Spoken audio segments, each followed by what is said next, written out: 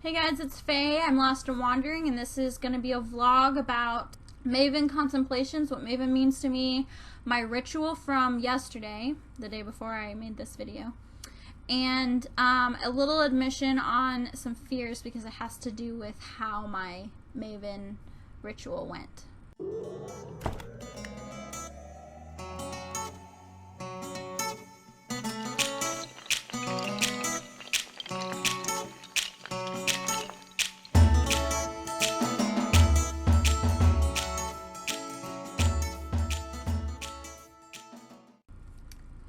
So, I tried to make this video earlier and I just lost everything. I don't know where it went, but redoing it. Hopefully it's shorter than the last one because it was almost 30 minutes and I was hoping I could cut it down. I don't know why I talk for such a long time about everything, but okay. So, I'm going to talk about first, what Mabon stands for me. Well, for most people will agree that Mabon is the third harvest of the year, or no, second harvest, sorry. I think Letha comes before that, and then there's Samhain. So it's the second harvest. It's when the horned god, or when the god is in the aspect of the horned god, and he's preparing himself for his self-sacrifice. And he's reminding us of everything that it took for us to get to this point, using the idea that you kill animals lose their lives so that you can live. If you're not a meat eater, if you're like a vegan or a vegetarian, you don't really think that means much to you. But I see that more as a metaphor nowadays because not everyone does operate by that. But it can mean health-wise, like the things that you eat, the things that die so that you can eat, the people who build you up as a person to get where you are professionally, emotionally, spiritually, whatever, and things like that. And some people take that thankfulness of the things that the animals that die so that you live. I don't think that they know that that's what they're taking it from, but over time I can see how it evolved to the point where it turned into you need to honor your pets on Mabon. Apparently that's what DJ Conway's Norse magic says, according to my best friend Charlie, and that's what she practices, and that's, good on her, but I don't believe that because I think that it's become a little convoluted over time through translation and just the amount of time that it's just evolved to that point, and that's great. She can practice it that way. I'm not saying it's wrong. I just personally, that's not what it means to me. It doesn't resonate with me. What I think that it stands for is like what I said, where it's a time for Thanksgiving for everything that led up to this point over the past year. And it's like in preparation for Samhain. On Samhain, the god dies, and then you make contemplations for the future year. So I see it as a time for Thanksgiving. In the future, I don't want to celebrate the United States National Thanksgiving because I don't agree with it. It's also the National Day of Mourning for Native Americans for a certain reason, and I'm sure everyone can agree on that. If you don't know about it, you should do some research on it before you celebrate it this coming November. And then at that point decide if the tradition is important enough to you with family to continue it, or if your morals are just too like mine. I happen to feel a hereditary connection. It's very close to me because hereditarily I am Cherokee, or part Cherokee, I should say. I know I look so Native American, but it's so hard to deny. And on behalf of the ancestors that did that to those Native Americans, I don't want to honor them in that. I don't think that that's right. I agree when people say, well, we weren't ever meant to be here, or at least when we were here, we shouldn't have gone about it the way that we did. So on both sides, I feel like celebrating Thanksgiving is like celebrating the Holocaust. It's a shitty thing to do, and just because it's become a national holiday and a tradition, I don't think that we should do it. So I'll probably celebrate some sort of Thanksgiving, but like around Mabon. Again, I want to go into, I'm pronouncing it Mavon instead of Mabon, because I heard that that's actually the correct pronunciation for it. I don't know if that's true, but But I do know that Gaelic words are like 99% of the time not at all pronounced the way that they look. Like, I think it's Lognasad or Lunasad or whatever. I don't think that that's how you pronounce it, but I don't know the correct pronunciation. I'll probably look it up when it comes to that time of the year, but you know, whatever. Same thing with Samhain. It's read Samhain, but it's actually pronounced Samhain. So I mean, that's just a perfect example for Gaelic words to name that holiday, and it's probably not pronounced that way. So that's why I pronounce it Mabon until it's proved otherwise, or I'm probably going to do some research on it after this, but I'm pretty sure it's pronounced Mabon, not Mabon. Anyways, so I felt very disconnected in this ritual, which is very different from my new moon vlog on my contemplation of what happened in my ritual in the new moon.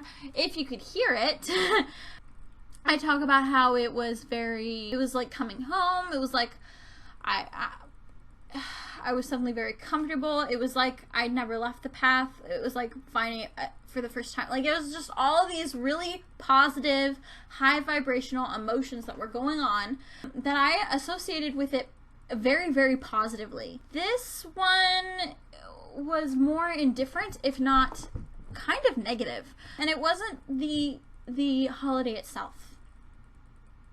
It was what was going on in my day. Well, first of all, I did it in about 5 minutes because I don't practice spell work, which is another vlog entirely. But so that section that I have open for spell work, I didn't have shit to do. I could have read my tarot cards, which is what I did on my new moon ritual when it opened up for spell work. But my tarot cards I'm doing something with them, which you guys might find out later. I might start a series. I don't know if I'm going to or not, because I started it 2 weeks ago, and I don't know if I'm going to continue with it, but I'll do a video asking, maybe when I have more than 2 viewers or whatever. So it was a very short ritual. Another thing is this door was open because, well, I just didn't close it. And my boyfriend, he was actually supposed to have today off and work from 11 to about 4 or 5 yesterday. So I should have been able to do my ritual at home before he got home, or whatever, maybe. And done it yesterday and not had to worry about being quiet or whatever. So he was here. And I don't think he was actively listening to me, but I was very self-conscious about it, or at least for some reason when I drew the circle and I closed the circle, was I very self-conscious about it. The calling quarters and everything. But everything else I wasn't loud about it, but I said it like I was talking to someone who was right here, kind of talking like this, sort of. So I said it at a very low tone, but I wasn't very loud about it either. But he could definitely have heard me if he was paying attention. He was playing video games, which wasn't a distraction, at least not a conscious distraction. Maybe it was, but I don't believe it was. My animals weren't a distraction. Where I think the majority of the blame lies is with me and what I was doing throughout the day. So I work at a Medicaid billing company as a claims processor. They just changed our titles, but I'm a claims processor, which basically means I get pieces of paper that have dates, times, and names written on them, and I put it all into a spreadsheet so that it's very organized, send it to people. I'll send it to the state for Medicaid reimbursement. Oh my god, you scared the shit out of me, cat. Well, that can get very mundane. It can get very tedious, and you're just doing the same thing all day long. So I listen to documentaries and videos on YouTube and audiobooks and movies and shit like that all day long while I'm working, because I like to describe the way that I work and like how my brain works. Like, I have two people in my brain. I have an adult that is all business, and then I have like a 4-year-old child that has ADHD. So what I have to do in order to concentrate and be all business is distract that 4-year-old with something else. So I listen to audiobooks, I listen to vlogs on YouTube, I watch listen to movies on YouTube. I do shit like that to distract one half of my creative side of my brain so that my analytical side of my brain can work. And that is the only way I can work now. It's gotten to the point, like, I've always been this way. It's gotten to the point where I have to multitask to be able to focus. I can't just focus on one thing. Well, I can focus on one thing, but not without a little bit of my focus being taken away somewhere else.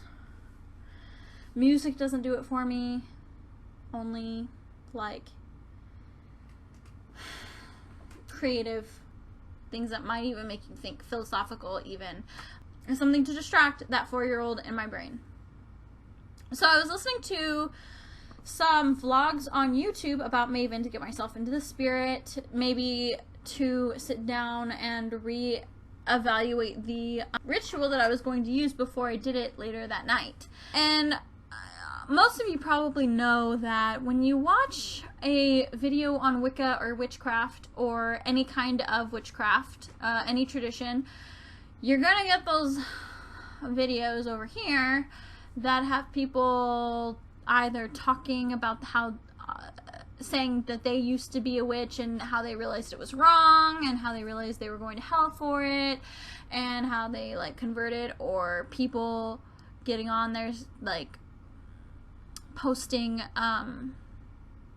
talk shows where they had like ministers go on there and preach at you and shit like that. Now I have this one really bad habit of like sort of getting suckered into it, and I the way I see it, the way I validate it is to say that, well, I'm practicing self-control, because there's no way that I can really respond to this person. Half of them have gotten rid of the comment section, and the other half are posting shit that they themselves didn't really say, so they were just posting it because they agree with it or whatever, and I'm not out to like change anyone's opinion. So I see it as I'm practicing self-control to not respond to crap like that, to not get angry over crap like that, which doesn't always work. But in this case, I didn't get angry. I got scared. Because, as most of you guys know, I grew up raised by Christians, fundamentalist Baptist Christians, who are also evangelists, and they believe that anything that's not them is the devil and shit like that. So even though I don't consciously, actively believe those things anymore, I still, because I'm agnostic and I know 100% that no one knows shit about what's going on cosmically or with deity, because I know that, I also know that what I believe could be wrong.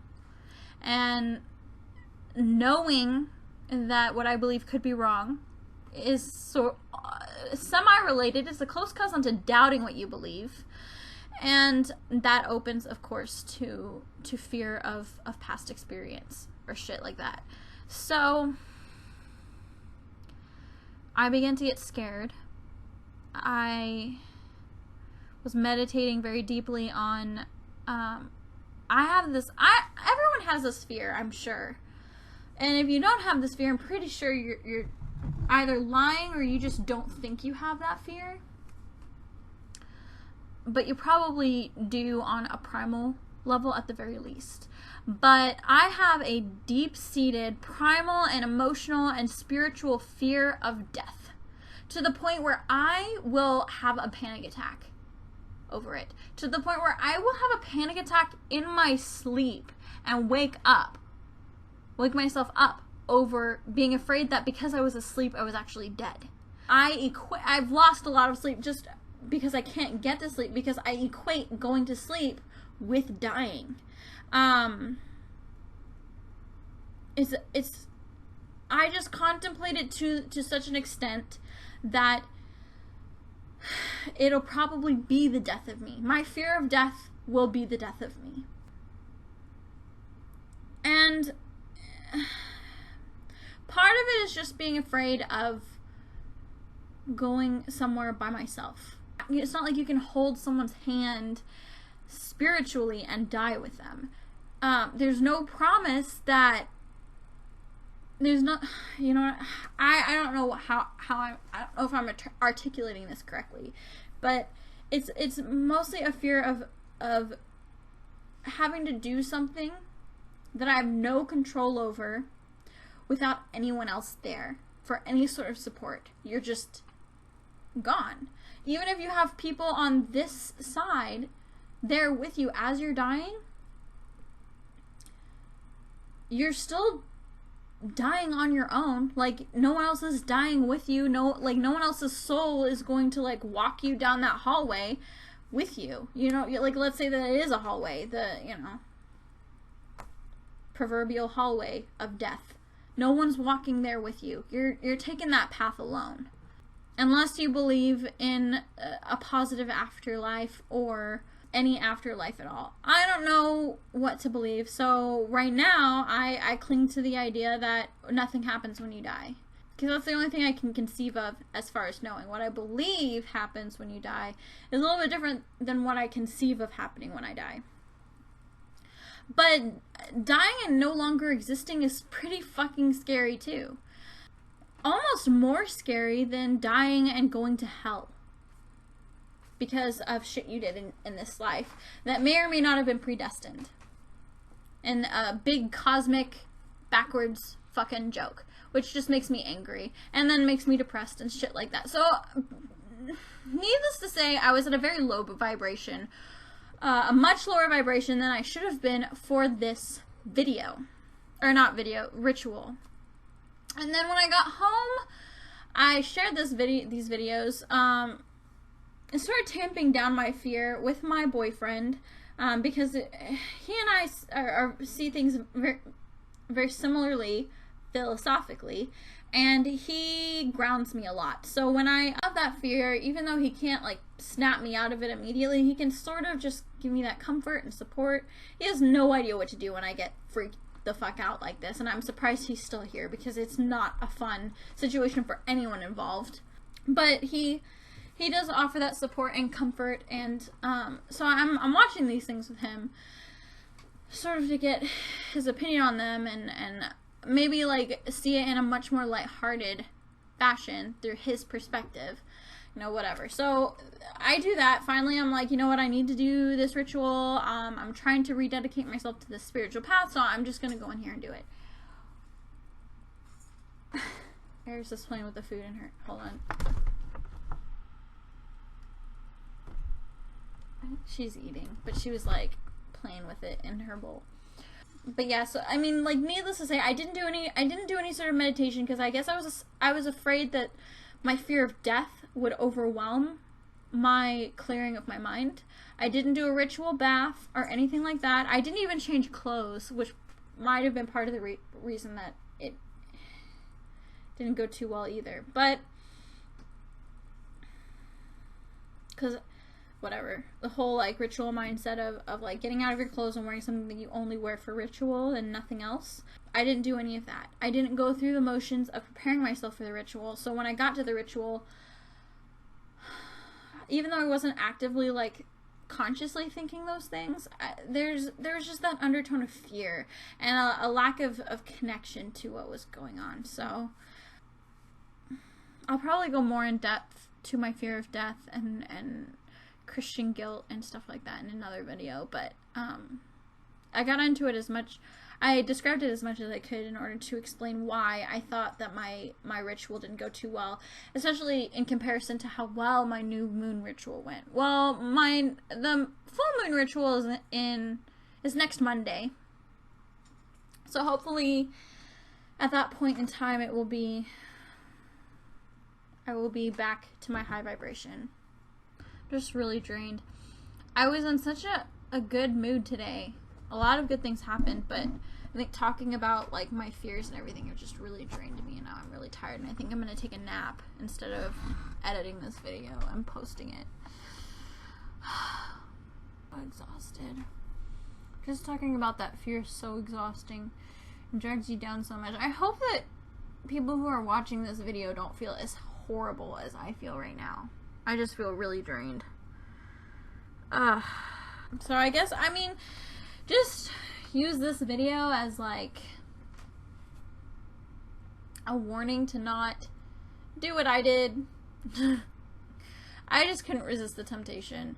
I like to practice that self-control. I think part of it was just, a lot of it was because they connect witchcraft to Satanism, and paganism to Satanism, and Satanism to paganism, and shit like that. So I wanted to know what people are saying about Satanism, and then I wanted to know what Satanism actually was, so I was watching a lot of videos about that, and it's just such a, I don't know if it has such a negative connotation, but it's so negative to me. Like, it's just not the right vibration for me.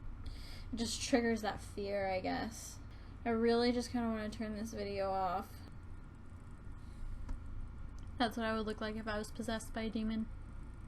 If demons existed. Ugh, I'm so tired. Thank you for watching this video. If you have any comments, go ahead.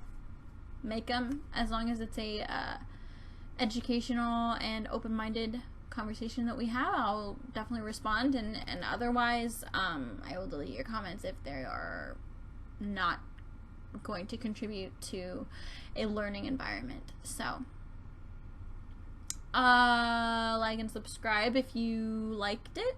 I have a lot more videos, although the audio quality is really bad on like about 3 of them, so I apologize for that. I finally just realized how to work my fucking mic. But thank you for watching. It's been a pleasure, you know. Have a good day.